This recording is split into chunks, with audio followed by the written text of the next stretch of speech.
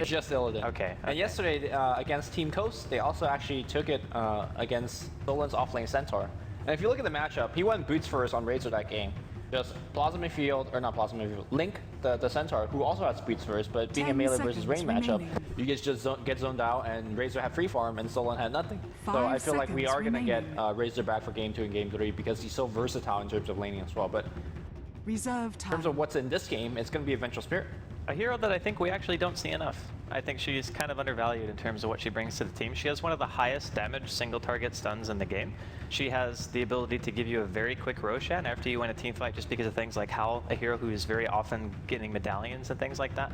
Plus it's nice to be able to have a defensive hero to deal with somebody who gets doomed and you don't want to necessarily let them just die for it. Like if the Brewmaster gets doomed in the beginning of the fight before splitting, it's still beneficial to swap defensively to make sure that he can still get the split off. Even if the fight might not be going your way by the time that happens, it's still nicer to sacrifice yourself for a core hero. So it's always going to open up opportunities for VP to play a bit more defensively if they want. And RoX KIS, this is pretty standard of them, I would say. They definitely love Doom. They've picked Mirana pretty much, I want to say most of the time they can get their hands on it. The only difference is that since Tree and Lycan are both banned out, which are also RoX KIS favorite heroes, don't blame Virtus Pro for banning it because RoX KIS are dire.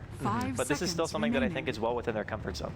Yeah, something that Puppy said yesterday when I was casting with him is that RoX KIS really likes the late game, and they try to angle the draft to approach that late game. And if you look at what they have so far, Mirana, Doom, Invoker, now possibly Mirana and Doom could play on a support role, but if they are, these are greedy supports in their own right.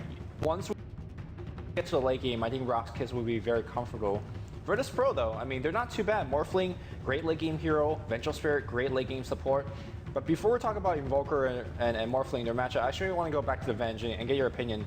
Do you feel like the buff to the aura has really, is it more like a stealth buff, just to give more captains like, hey guys, we did something new to Venge, let's pick her more? Or do you actually think it has a very big impact in the game? I think it's more the former, like just saying, okay, I'm gonna buff the hero in a way that people might notice its usefulness again, and be like, well, we kind of overlooked this hero for a while, but I gotta change, let's try it again, see how it fits our style. And I think it's one of the heroes that should still be picked even before the buff. I thought that she was still very, very good. She was picked, but more for like a semi-carry role. We saw a lot of teams playing her in the safe lane, getting that quick level 16. And I think if she is one of those supports that get level 16, she's actually quite threatening, because a support that could just initiate like Batrider style, that's pretty insane. You know what I want to see is we've been seeing a prevalence of a lot of heroes getting blink daggers. I was watching WPC Ace earlier. For Venge, you get a blink? Is that what you're saying? Well, Venge can get a blink dagger. I saw a Troll Warlord get a blink dagger and a Slark get a blink dagger. Why not farming Venge who goes blink? Because if you do it fast enough, what you can essentially do is swap somebody into your team and immediately blink out and stun. And all of a sudden you've put a hero in a horrendous position. The other team more or less has to either say, we're sacrificing this hero and we're going to lose an objective over it, or we commit to the fight and we could potentially be fighting 4v5 because that hero is probably dead. I really like that idea, although I don't think you'll do it simply because nobody have seen people done that. Right. So, but I'm just saying, like, I think it's another hero who could buy a blink. Pro's turn to pick. I'm pretty sure I'm going to try that in a pub game, and I'm going to do it against a Doom. I'll swap. Doom has Scourge Sheriff on. I was like, fuck. I can't believe that just like stuck. You're just like, well? Obviously, there's also Shadow Poison that could, mess up that up. But, again, we'll talk about it if we see it, but unlikely to. How do you feel like Virtus Pro's counter push is going to be? Because I actually see RoX KIS, once they get double Force Spirit up, once they get Doom, with the right creep, they could start knocking down a couple early towers. And I fear for Virtus Pro's defense.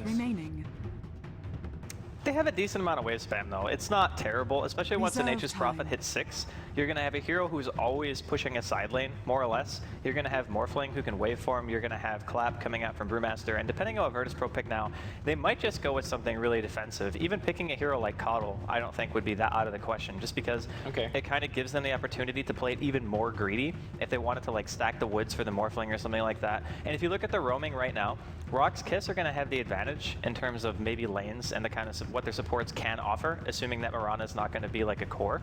It still can be, but if they just wanted to do like a Shadow Demon Mirana, put Doom off lane, Invoker safe lane, they might pick another support, in which case, why not just go greedy? Because RoX KIS are laning it for the early laning phase, and you're not really going to be able to contest the Mirana Shadow Demon lane with the heroes that they have right now anyway.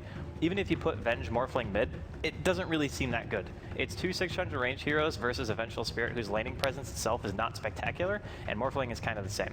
So I actually think that Nature's Prophet could get away with something decent here in this game. I know you were saying that maybe Verspro doesn't have the best lane. I feel like against...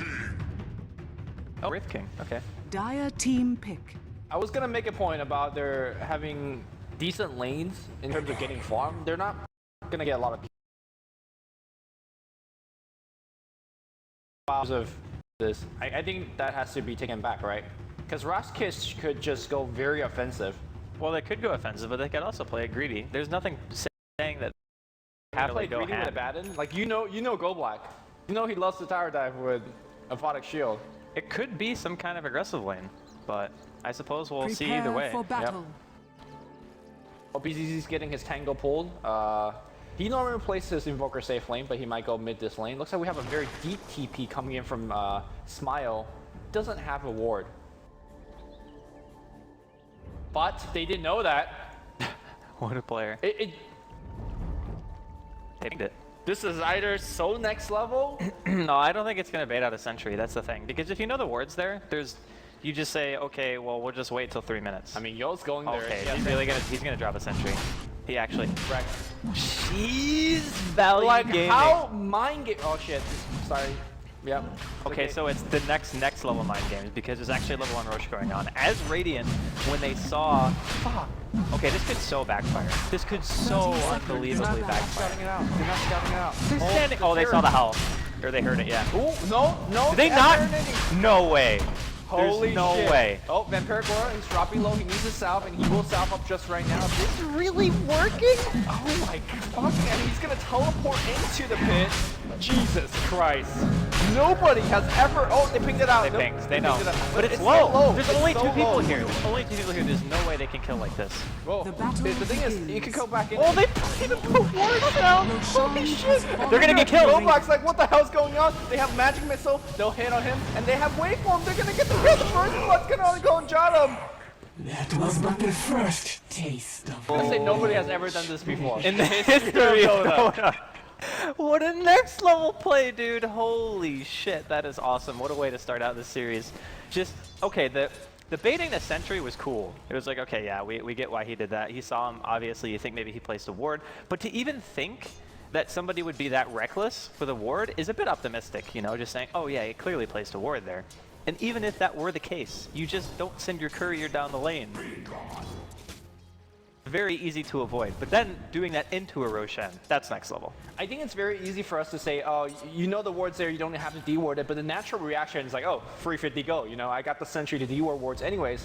And the other thing is, by forcing the Shadow Demon to go there and de-ward it, he's not scouting, he's not doing other stuff, so I'm gonna say it's actually part of that level 1 Roche. And it's pretty legit, man.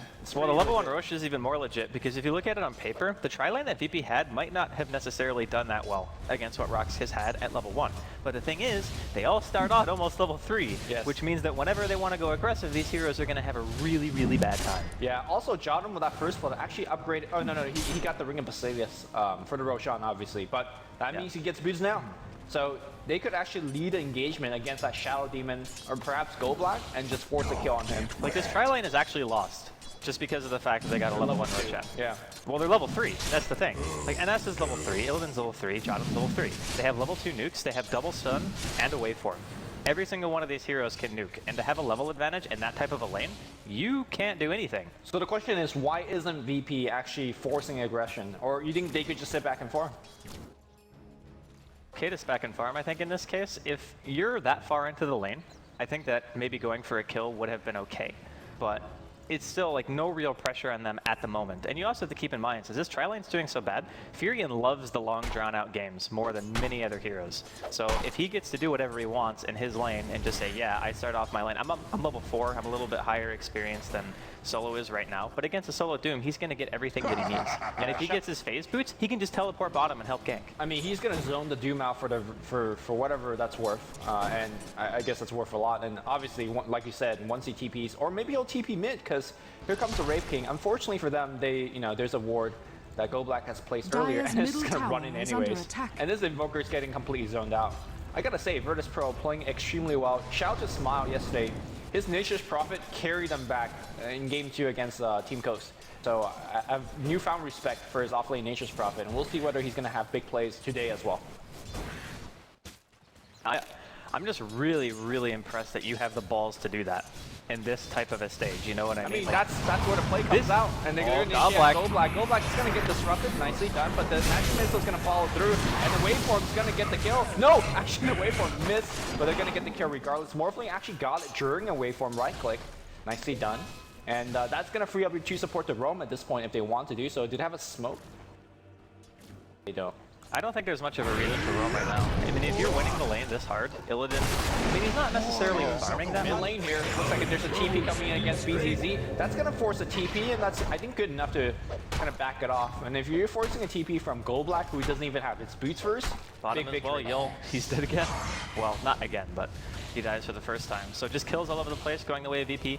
It's important to note that the Mirana is still farming better than Illidan, because again, the laning supports aren't really that spectacular on the side of VP, but it's still enough. It's enough to say that the middle lane is going to feel pressure, even having GoBlack have to rotate. You've gotten 3 kills so far. It's more than enough to compensate for the discrepancy in CS, so I think VP are still in a really nice spot. Now, Andy, for the people that haven't been watching Pro Dota a lot or have never really seen a level 1 Roshan, you already talked about how what it does for that trialing versus trialing, but what does it really do for the rest of the game? Like in terms of the advantage? Well, the advantage that you glean, I'm actually going to have to hold that thought, but when I go on Sedoy here bottom, G has a haster and still has his Aegis as well. It's not going to be wearing off just yet. Here comes the Howl. I don't actually think that make contact. Stun on the ult. Sedoy, he's going to get the arrow. He might be able to pop the Aegis here and does do so, but Illidan just picks up the kill, man. 3 kills it. 4.5 minutes in. He's going to spawn and they're out of there, man. Yeah. But as far as what you were talking about, actually, no. Can I even talk about it yet? I don't think so. Illidan's gonna die. Strength morphing away. G's gonna come in. He's level 6. He's level 6. Oh, he's got this ability. He's gonna be fine. And Yo now, it might be a little bit trouble. Yo's gonna take a stun to the face, magic missile, and here comes that TP from AAA. He's got the face boots, and here comes GoBlack. He doesn't have that shield anymore. He's dead. Trying to suicide, didn't get it off. And Virtus Pro is just actually running away with this game. Another tornado throwing him up in there for 6 more seconds. Oh, long arrow, let's get hit on Smile. And Sedoy finally will pick up the first kill for his team. Much needed first kill for this team. Kind of nice that he was there to get the majority of the experience. I think BZZ actually walked in range at the very end, so they shared it between the two. But just getting the levels on Mirana is incredibly important, even in lanes where you're not necessarily winning. If you can just get the experience, get your Starstorm and your arrow maxed out, get a point into Moonlight Shadow, you can still turn the game from RoX KIS perspective. But as far as the Roshan goes, some lanes are actually lost because of hero matchup if you don't have an experience advantage over them. And VP kind of had one of those lanes where Wraith King, Vengeful Spirit, Morphling, sure, you could still potentially go for kills, but to be a level up, that means the Venge is going to have Howl and Stun. The Wraith King is going to have Lifesteal, Aura, and a Stun. And the Morphling is going to have Morph and Waveform. So instead of only having 1 skill, you have 2. It doesn't seem like a huge thing, but in lanes where it's 3 heroes versus 3 heroes, the experience that you get is cut a lot, especially when one team is going aggressive because you don't have the luxury of having pulls. Yeah, and we saw the Aegis actually coming in big for G at the end, able to survive, dish out his level 6 ultimate, and then turn the tide once again. In terms of farm discrepancy, you can see about a healthy 3,000 gold lead for Virtus Pro, and that's without a tower. Without a tower, and that really fuels Nature's Prophet's hand of Midas. You know, he was able to go face first. He's skipping the Ring of Basilius, obviously, because Vengeful Spirit has won this game. And I think that's actually enough. You don't really need a +6 damage to harass the Doom. And it looks like we're going to see a smoke gang going mid. The key thing for me also is Virtus Pro support is getting so much more experience. You're going to see Smile teleporting in, Drunken Haze going to slow things down. BZZ, no Sprout just yet here. And we see an array of stun going on BZZ. Rapid Nature even coming in. And that's the easy kill, man. That might even be the tier 1 dead, to be honest. Yeah, who else is really going to react to this? If anything, they're going to try to set up a kill on Illidan's bottom. Oh, he's going to waste his waveform. Disruption, Soul Catcher, Arrow's going to follow through. It's going to hit, but he's got Strength Morph. Double Sword Storm is very much so necessary. One storm, the second one hits. The Joy gets another kill for the team. They're going to lose the tier 1, but honestly, they were defending that tier 1 anyways. I think it was actually a bad idea for VP not to go for the mid tower, but for Illidan to waveform like that. He was way overconfident in his ability to live through that kind of damage, and you cannot underestimate what Soul Catcher gives you during the early game, especially since Yul is maxing it. He's 1-2-1 right now, so it's 30% extra damage taken with an additional Starstorm. It's really, really greedy to waveform like that. And looks like he's going to pour back and perhaps get a revenge kill on Sadoy. Waveform forward here. No baiting out on the lead just yet. Sadoy, oh, he might be dead now. Yo's going to take a stun. He's going to take another stun. They do still see Sadoy. They know he's standing there. He can't go anywhere. Easy waveform for Virtus Pro. And that's 2 more kills for Illidan. So despite the ganks going against them, he's absolutely fine. 5-1. He's got the Ring of Health. I'll say this game, maybe you just go straight shotgun? Or do you think Lincoln's so good? I think he's gonna go Lincoln's. You don't want to go straight shotgun against a Doom, I don't think. Like, fair point. If you get doomed because, oh, I'll blame. Wow, what a sprout. What a sprout. Yeah, what a player. But yeah, I think Lincoln's is still a really good item for him here. Yeah, definitely the safer and probably the more logical choice. G, Blink Dagger already picked up, and with him and Prophet online, you kind of just have to be afraid. You really can't walk solo anymore. And if speaking of BZZ, like, he could farm mid, but he probably dies, so he's gonna just farm jungle instead. That's kind of the problem when you lose your tier 1 at like 7 minutes into the game. Suddenly you don't really have a whole lot of safe areas to farm. The nice thing is though, is that they can see that Master's mid, so if G goes anywhere, it's going to be a teleport. Bottom lane though, I think he's actually, nope. Breath of Nature, solo HP. Oh the hell. The terror from afar is going to get the kill here. And the thing I do want to point out is that when Venge kind of passive got buffed, a lot of people are trying out, oh, let's max the passive, because, you know, when you die, you give more damage. But good to see that this game, he's actually maxing the terror. And that terror definitely got them the kill there. Because I think maxing terror is still better. Well, it really depends on what you're trying to set up to do, but I think we're just going for the one and done. Maxing stun is always going to be better. Like, but no, maxing 2 of your other spell after the stun. I think you always max your stun first. Yeah.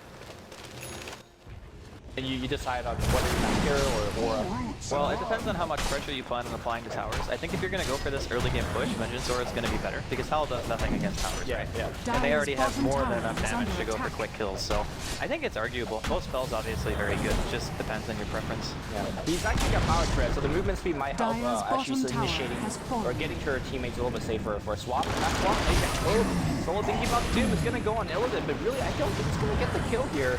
He's got a ton of HP. They really need to leap in from Sadoy here. Starstorm, Sunstrike, Illidan's dropping pretty low. One more hit to the Giant. They are going to get the kill. No Deny coming in. Sadoy getting zone back. Sadoy's actually going to get right down with the phaser. Meanwhile, Doom on the back line. He's going to eat a magic missile. Use that clap. He's going to use it. Maybe he'll survive. He's actually, no. The shield comes in. He's going to get 1 kill before he dies. Miles gets a double kill. Gold Black cycle up in the air. He's really surrounded from all angles.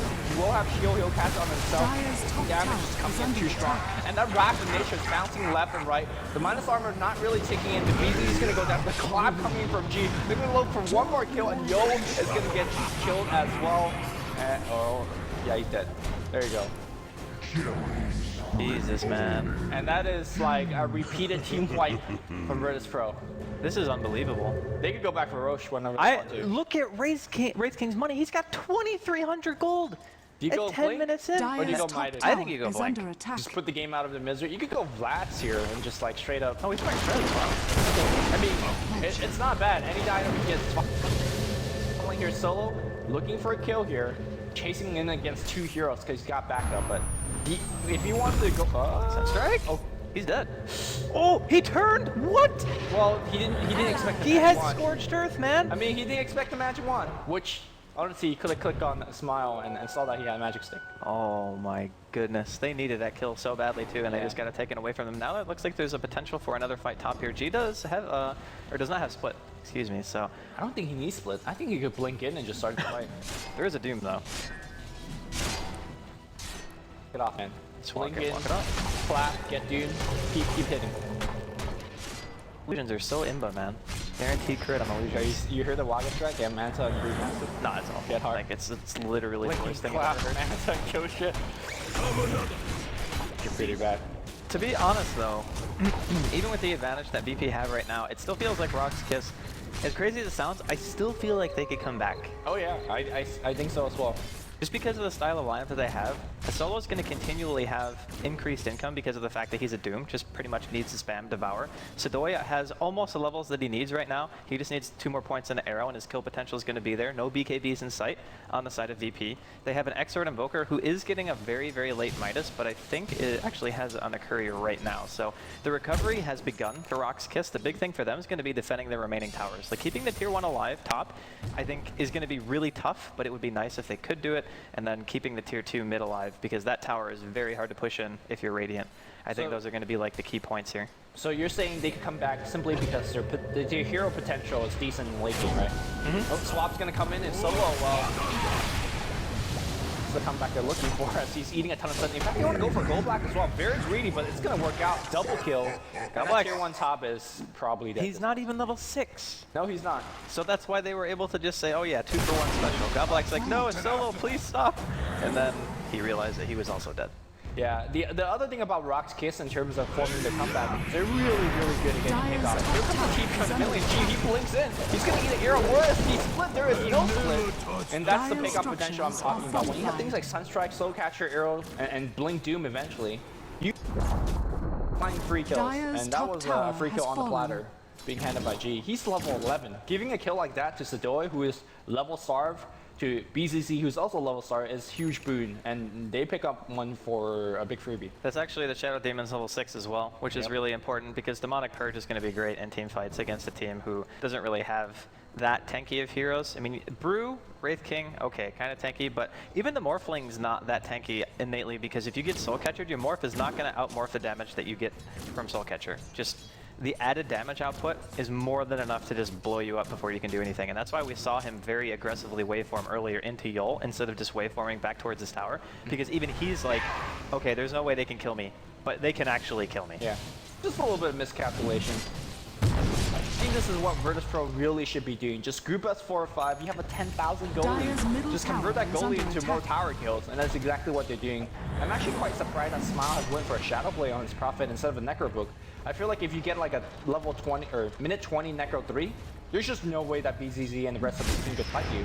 But for now, they're coming in. Obviously, there is a Doom that can eat up your Necro, so maybe that's the reason why he's not getting it. But here comes the Doom. The arrow will hit on NS, but NS is now level 6. They're going to get a kill on him, but that slow is actually going to do a lot of work on the backline. Maybe they'll kill him again. He's got the Blade now waveform in. The Sunstrike is coming through. NS dropping very fast. He's finally going to go down to one more right click, and RoX KIS surprisingly doing quite well at this early stage of the team fight. Illidan's going to get close now. Where's the defensive swap? It's going to come through. Illidan still strength morphing away. He's waving back in, but well, he's going to get a kill. He's actually going to survive through this. Meanwhile, Sadoy's going to get picked off by a couple more Bruising attacks. Goldblack's the only person surviving, but there's multiple buyback here. In fact, Goldblack wants to get the kill, and finally they do. Solo still right-clicking for whatever he's worth. He's, where's the cancel on the TP? There's no cancel. What a big arrow from Sadoy. Gets the other kill, and they're chasing for more. Sunstrike not going to hit. What a greedy blink for the regen rune. He might actually die because of that, but we'll see if the arrow's going to connect in 5 or 6 seconds. They're going to have to keep hitting to prevent. He's got the scouting tree, man. Look at that slow. Jesus Christ. He's got what? Okay, no, he's dead. He's dead. He's dead. I'm gonna say, Virtus Pro really overstayed their welcome. I think they could push us well with not the Necro Book. It was a hairy team fight though, to be honest. Like they started off with a Doom on G, which allowed RoX KIS to basically pursue the fight as they saw fit until the Doom actually wore off. And by the time the split came out, it was a little bit too late. I think the advantage had already been complete. Swap on solo though. He's got mech. I think he's gonna be fine if he doesn't get I don't think so. I don't think he's fine, man. Maybe he's not fine under tier 1. Looks like they're going to win for a little bit more. The other key thing to talk about in that fight is that BZZ, or sorry, Sadoy had the buyback on his Mirana. So despite him winning that fight, they actually lost a little bit of gold. Oh my god, the two Necro Books, sorry, the 2 Force Spirits, they missed, thus giving the Brewmaster a blink, but didn't matter. Still Black was there. This game is tense, still very, very close, even given the fact that there's an 11 kill lead for VP. And the advantage, sure you could say the gold advantage is really huge in their favor, but VP kind of need that gold advantage to function with their lineup. Their heroes all need items very, very badly. So in a way you could say it's going well for them, but in another way you could say RoX KIS can fight just as well. Gold disadvantage. That's what their team offers them. And during the late game, I think they will have a slight advantage in terms of being able to 5 versus 5, but we don't know necessarily if Virtus Pro is going to just adopt the split push style and just have Arsart actually go for that that Necro Book eventually on his Nature's Prophet. And then you could just have the Morphling split pushing as well with Lincolns and Replicate out. It can be very hard to deal with. Also, I just want to say that that 10k goal advantage, I really don't feel like Virtus Pro has put it to good use. For example, if you look at the Vengeful Spirit, you have 800 on the Urn, you have 1,000 on the Boots upgrade. that. I mean, they are great items in terms of making her a little bit stronger and giving the team a little bit more stuff.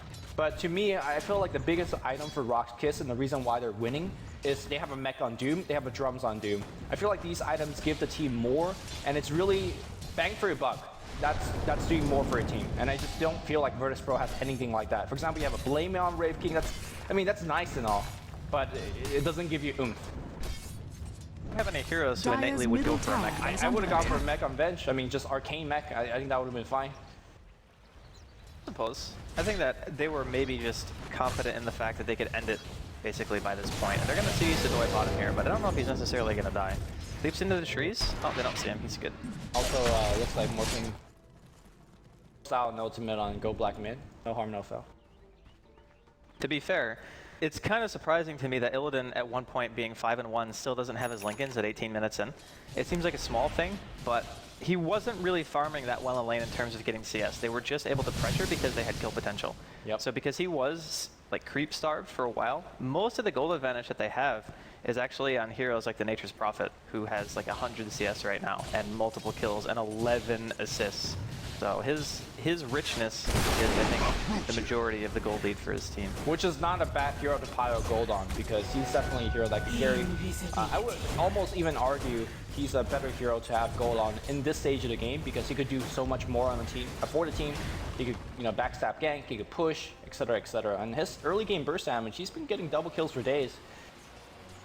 So, he's looking to finish that Maelstrom. He's going to add more push, add more deeps. And I think Smile will continue to be a big factor. And obviously, even though Morphling's being slowed down, eventually there is going to be a point, like you said, where that Lincoln's going to be extremely hard to deal with once the shotgun comes online and the Mantis style after. I think RoX KIS will still have trouble dealing with that. Sidoi looks like he's going to hero the Roche and check things out.